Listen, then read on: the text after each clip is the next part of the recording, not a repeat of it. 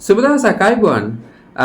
අද මම කතා කරන්න ටිකක් විශේෂ මාතෘකාවක්. ඔබ දන්නවා මේ දිනවල සංසරණය වෙනවා වීඩියෝවක් ආයතන හිමිකරුවෙක් ඔවුන්ගේ සේවකයන්ට විශාල වශයෙන් බැනවදිමින් පරුෂ වචන කියමින් සහ ප්‍රහාර එල්ල කරමින් යන වීඩියෝ එකක් මේ දවස්වල වෛරල් වෙනවා.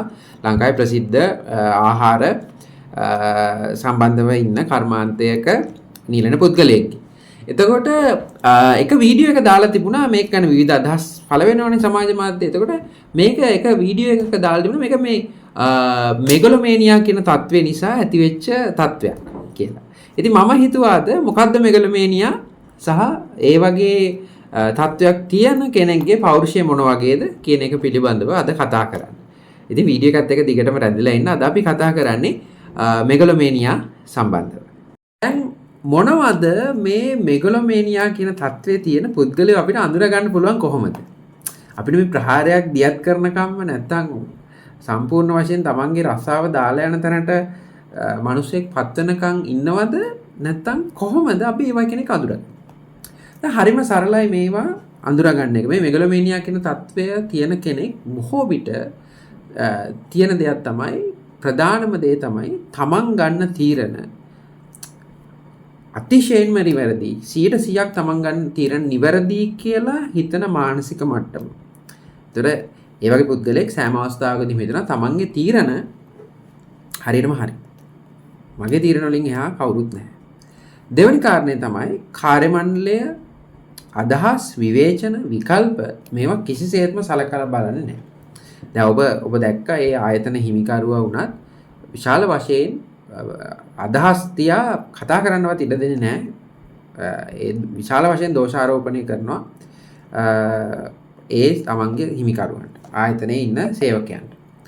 ඒ වගේම තමයි තමන් මොකක් හරි සාර්ථකත්වයක් ලැබලා තියෙනවා නම් ඒ ලැබපු සාර්ථකත්වය කණ්ඩායම් ක්‍රියාකාරකමක් ඔස්සේ ආපු දෙයක් වුණත් සමහර අවස්ථාවලදී ඒක තමන් විසින්ම සියලු සාර්ථකත්වයන් තමන්ට අයිති කියන හැඟීම මේ මෙගලොමේනියා කියන තත්ත්වෙන්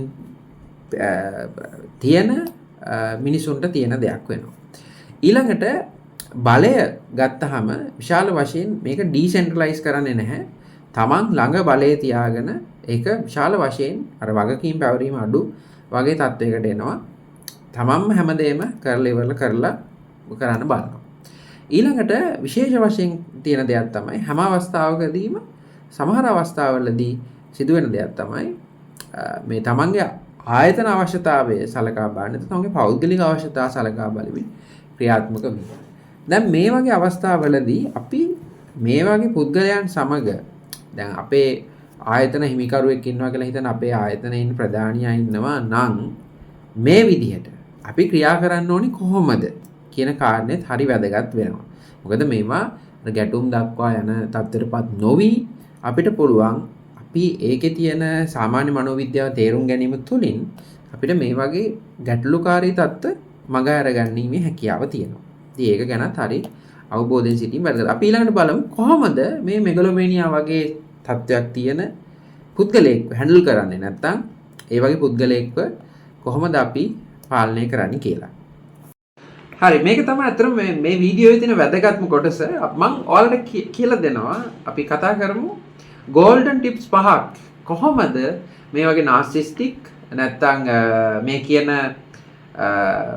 මෙගලොමේනියා කියන තත්වයක් තියෙන පුද්ගලයෙක් නැත්නම් ඔබේ ආයතන ප්‍රධානියා වෙන්න පුළුවන්, ඔබේ ඉමීඩියට් බොස් වෙන්න පුළුවන්.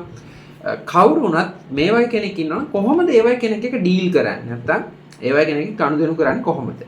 දැන් පළවෙනිම දේ තමයි අපි ඉමෝෂනල් ඩිස්ටන්ස් එක තියාගන්න එක.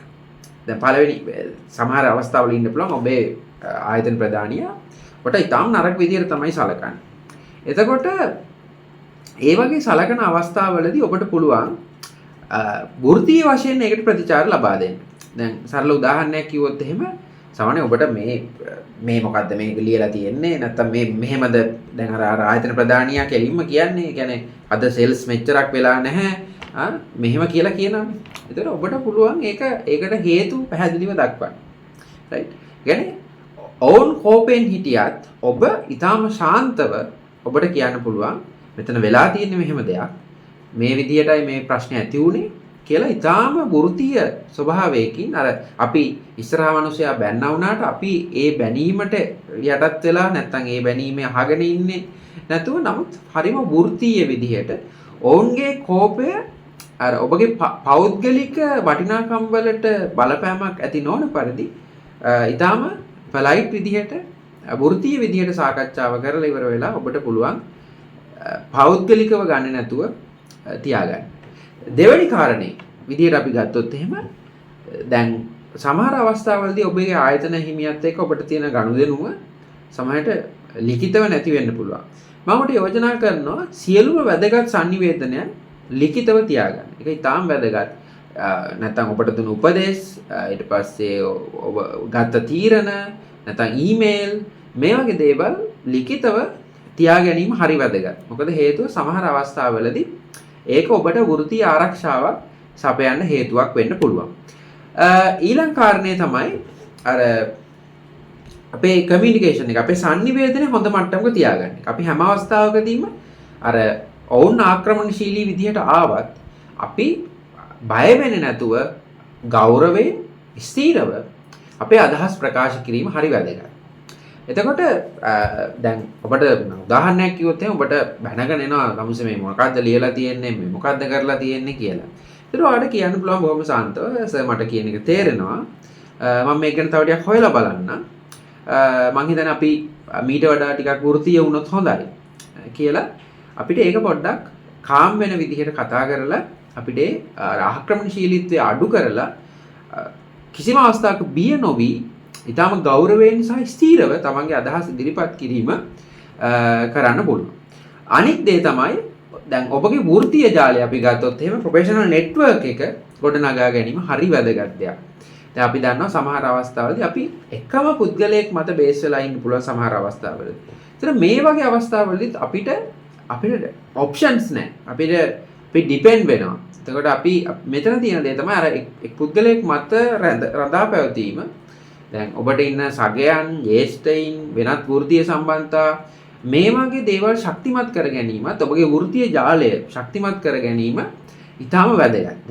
මේ වගේ අවස්ථාවකදී අපිට පුළුවන් වෙනවා අර narcissistic personality තියෙන කට්ටිය අර අපිට ආක්‍රමණශීලී වෙන අවස්ථාවන් වලදී ඒක යම්කිසි මට්ටමකට සංරක්ෂණය කරගන්න පුළුවන් හැකියාව ලැබෙනවා. අනිත් දේ තමයි සමහර වෙලාවට ඔබගේ බොස් හැම වෙලාවෙම බයින පරුෂ වචනෙන් කතා කරන කෙනෙක් වෙන්න පුළුවන්. එතකොට ඒ වගේ විෂ පරිසරයක ආතතිය වැඩි වෙන්න පුළුවන්. ඔබට විෂාදේ වගේ තත්වයක් ඇති වෙන්න පුළුවන්. ඒතර මේ වගේ අවස්ථාවල අපිට කරන්න පුළුවන් දේවල් ගන්න. ප්‍රධානම දේ තමයි ඔයාගේ මානසික සෞඛ්‍යයටව ફોකස් එක දෙන්න ඕනේ. දැන් අපි දන්නවා විශේෂ වශයෙන් සමහර සිද්ධි තියෙනවා. තමන්ගේ බොස් බැන්නා කියලා සීදි විනාශාගත්ත කතන්දර තියෙනවා. සමහර අවස්ථාවලදී තමන්ගේ රැකියාව දාලා යනවා. ඒතර මේ වගේ විශාල දේවල් වෙන්න පුළුවන්. ඉතින් මේ වගේ වලකින් අපිට ගන්න පුළුවන් ප්‍රධාන දේ තමයි ඔබට පුළුවන් ව්‍යායාම කරන්න.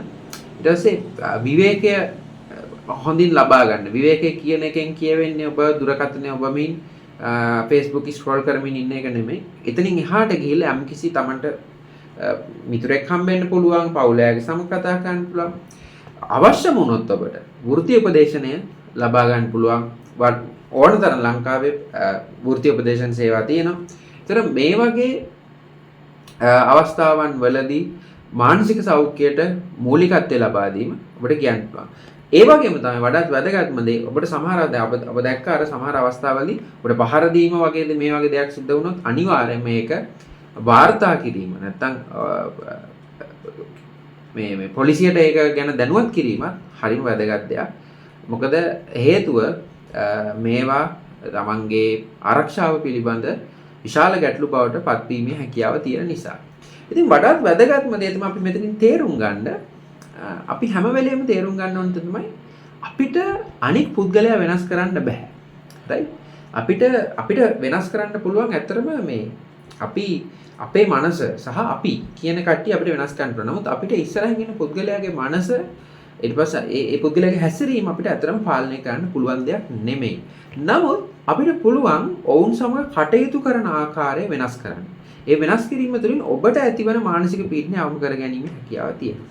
ඉතින් මේක තමයි මට ඇත්තටම කියන්න අවශ්‍ය වුණේ කොහොමද මේ කියන මෙගලොමේනියා නැත්නම් නාසිස්ටික් පර්සනැලිටිස් තියෙන පුද්ගලයන්ව හැන්ඩල් කරද්දී අපිට හිතෙනවා මේ මනුස්සයා වෙනස් වෙන්නේ නැහැ, මේ මනුස්සයා මාර පිස්සෙක්නේ විදියට. නෑ, ඇත්තටම ඔබට පුළුවන් ඔබ ඔවුන් එක ගනුදෙනු කරන ආකාරය වෙනස් කරන්න. ඒ තුලින් ඔබට යම්කිසි මානසික සුවයක් දැනෙනවා සහ ඒ මිනිස්සු සමහර අවස්ථාවලදී ඔබගේ හැසිරීම වෙනස් වීම තුළ යම්කිසි වෙනසක් ඇති කරගන්න උත්සාහ කරනවා වෙන්න පුළුවන්. ඉතින් මේ වගේ වීඩියෝවක් අරගෙන ආයෙත් එන්න, ගිහින් එන්න, ජය වේවා.